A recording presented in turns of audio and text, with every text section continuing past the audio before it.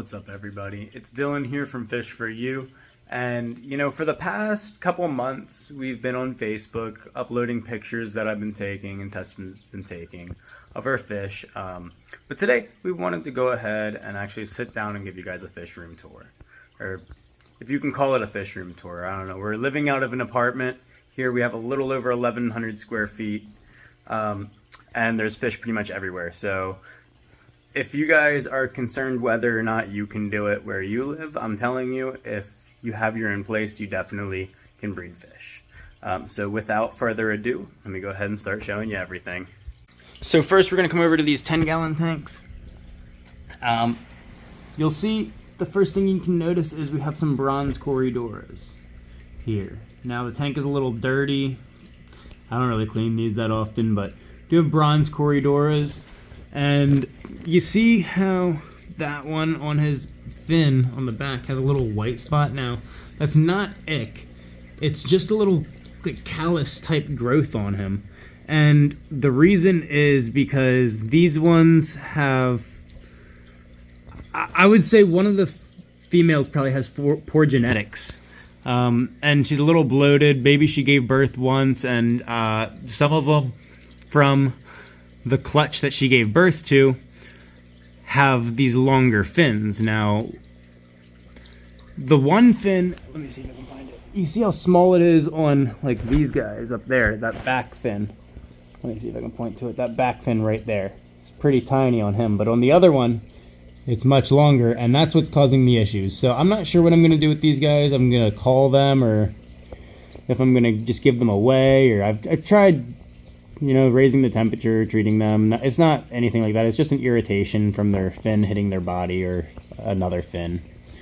But anyway, so I'm going to try and get rid of these guys, and I do have a group of Stervis that'll probably end up moving in here instead of the bronze Corys. But there's a decent amount of bronze Corys in there. This is just the breeding tank. We have more, as you'll see.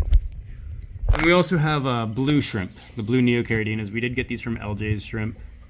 If my camera will focus a little bit.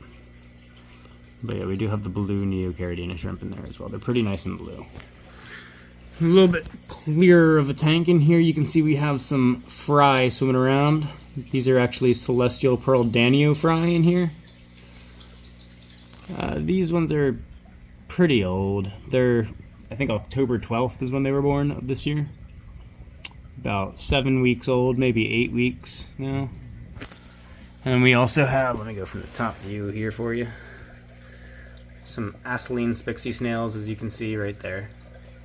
Spixie snails. These things we can't ship from state to state, only if you're in Pennsylvania, or you can come pick it up. There is also, let me see if I can get them to focus, there's some salt and pepper Cory fry in the back down there.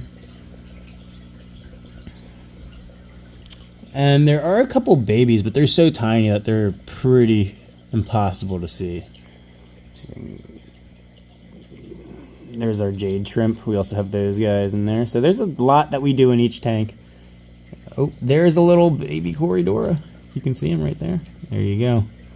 So once they hit a certain size, we just toss them back in here and they'll grow out with their parents. We've only gotten these guys to spawn once. It was when the temperature in our apartment dropped to about 55 degrees, 60 degrees one night, and these guys went crazy. They spawned all over the place. Now you may be asking, why is this tank blacked out?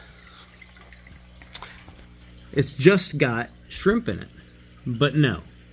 There's orange Neocaridina shrimp. These guys have been going absolutely crazy for us. So you can see there's hundreds of them in there. There's also these little tiny baby assassin snails. I don't even know how they got in there because the adult assassin snails are in a different tank. So I have no clue how they got in there. But let's see. If I move this stuff around, you might be able to see. Aha, there they are. Let me see if I can move them around. First, you see all these orange shrimp in here? There's hundreds of them. But down here, oh, they're going crazy. There's gold lasers in here. These guys never come out. They're impossible to find. Never come out. That's why they're, and there's all these black worms that have been living. Like you see all the black worms in there. They're living underneath everything, and there's gold lasers in here too. I can't get these things to spawn for the life of me. They're so shy, always hide, so that's kind of why we have this tank blacked out, to kind of try and ease them a little bit. But this is this tank. There's so many shrimp in here, so if you guys want orange Neocaradinas, please. Alrighty, and moving to the next tank then. Here we have some Corydoras palliatus, peppered cories. These were the first cory I actually ever got and spawned, and kind of what got me into breeding them. We also have, as you can see, a load of cherry shrimp in here. And that's not even all of them, as you can imagine. For every one you can see, there's 10 to 20 that you can't. There's also a bunch of baby snails in here. They're the blue ones that we bred off in this tank. So that's what's in this 10-gallon. And here we have, this is what I was talking about. Here's the adult assassin snails. You can see their little tubes sticking up. And there's one right there, but we also have these fish. Now these are kind of rare, but they're one of my favorites. They are Brachydanio tinwini. I don't know if I'm saying that right or not, but gold ring danios. They're some of my favorite fish. They tend to hang out in the back of the tank every now and then. But you'll ask, why do I have this batch of moss in a breeder box? Well, what they'll do, there's nothing else in the tank except for a piece of wood, and that's just because the piece of wood, I don't know, I put a piece of wood in every tank, just in case I throw a pleco in there or not, but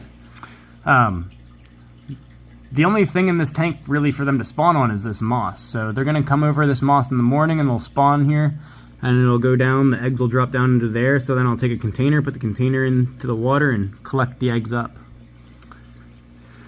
And I do that once about every week or so, maybe 4 days to a week, and get them breeding. Same thing over here with the Celestial Pearl Danios. Now this tank doesn't have a light, but let me see if I can zoom in and you can see them all in the back there, some Celestial Pearl Danios.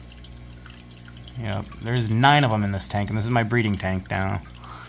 And as you can see, the same thing. The moss actually started falling through and growing in there, but I don't see any fry. They usually hang out on the bottom or on the sides of it, but they're so tiny that they're probably not even going to show up on camera. If they are there. I haven't been collecting these guys because I already have so many of them. That's just the Celestial Pearl Danios in there. Moving on to the next tank. A little bit bigger of a tank. And here we have some Ginga rubra guppies. You can see the male terrorizing those females there. There's, I think, 3 or 4 females in here. A couple fry.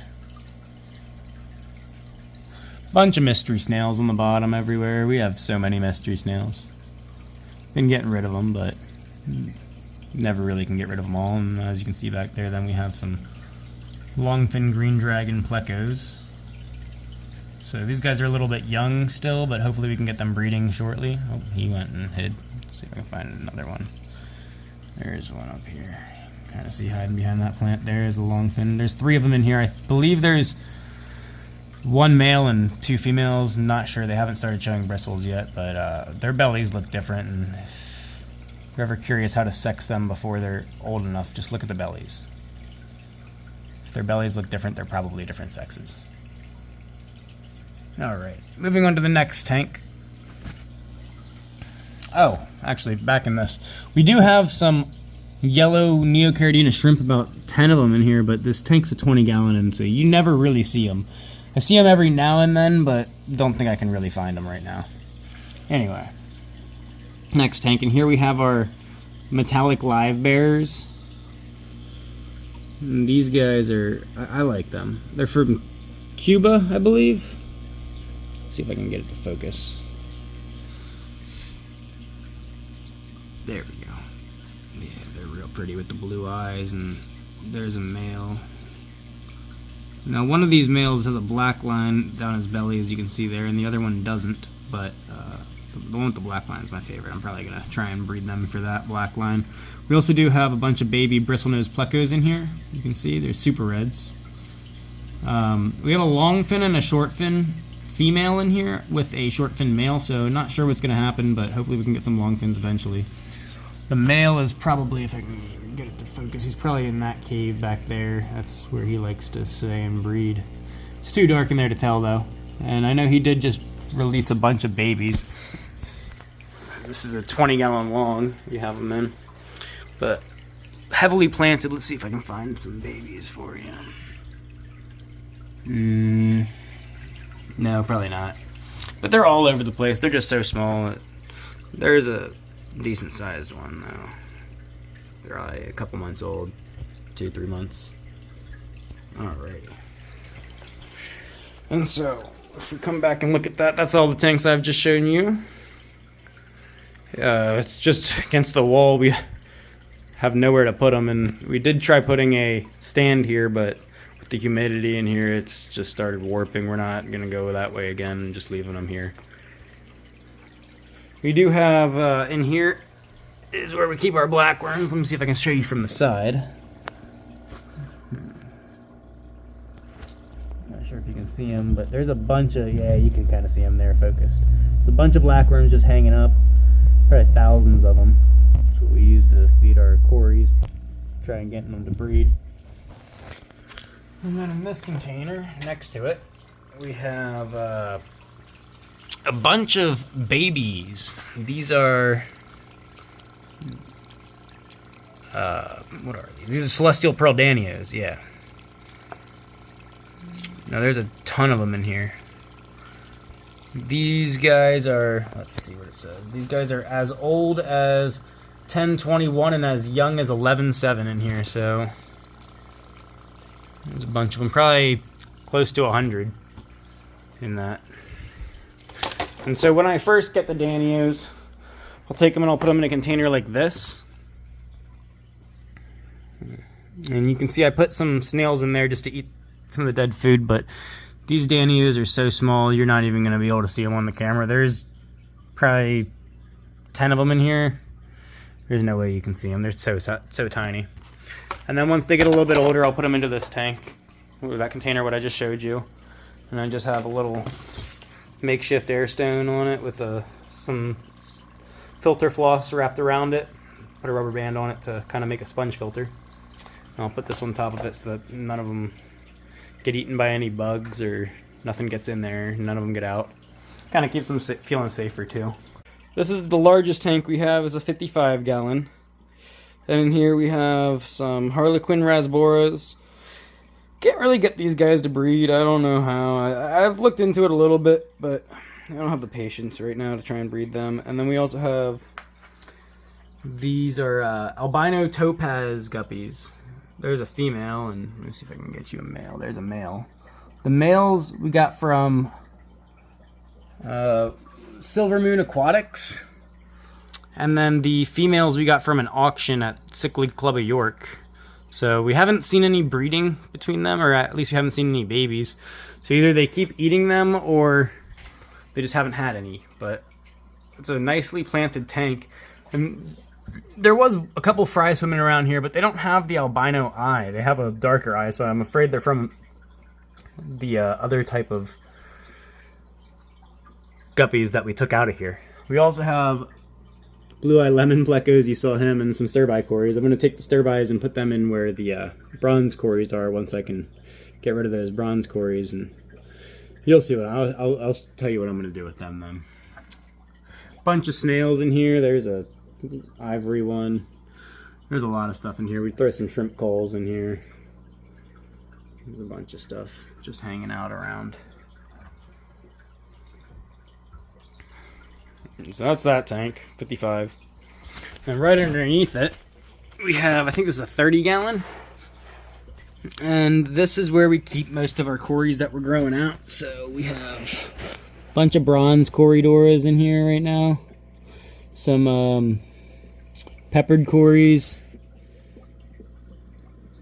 You see some of them have long fins and don't have damaged fins, so that's like the ones we're going to try and keep and breed out to a long fin cories. We have some snow white bristlenose plecos. I love them. They're beautiful.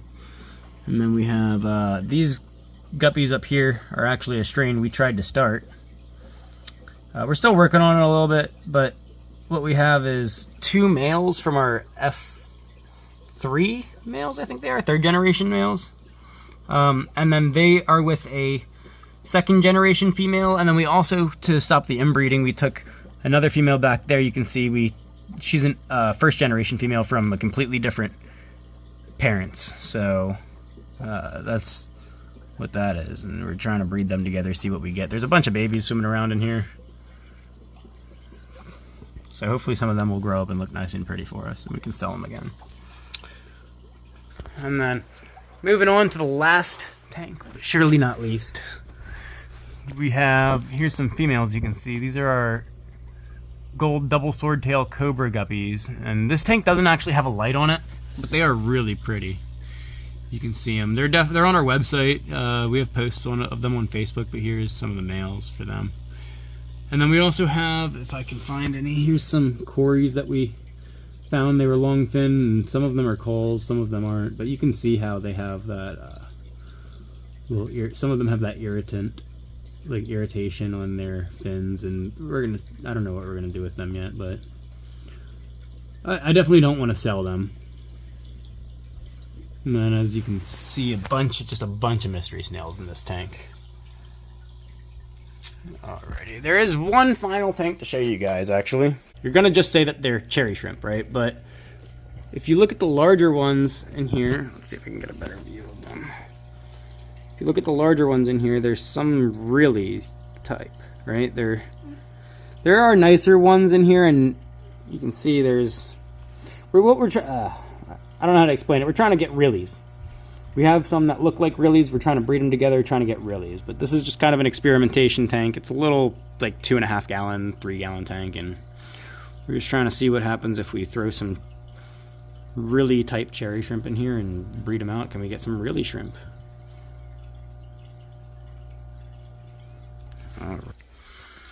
Alrighty, guys. Now, I think that was a pretty full fish room tour. If you guys have any questions, feel free to message us on Facebook, fishforyou.com. Make sure to put the hyphens in there. There it is. But yeah, send us a comment on here.